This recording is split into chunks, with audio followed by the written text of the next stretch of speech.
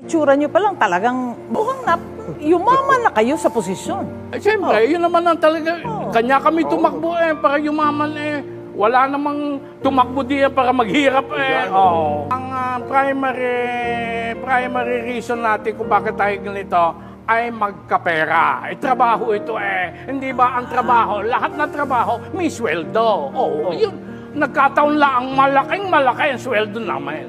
Hindi ba galing din yan sa mga tao rin yan? Oo nga. Kanya nga.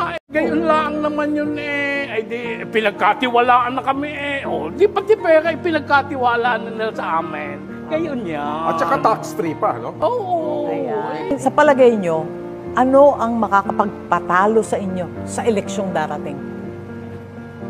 Pag natuto na ang mga tao, matatalo siguro ako.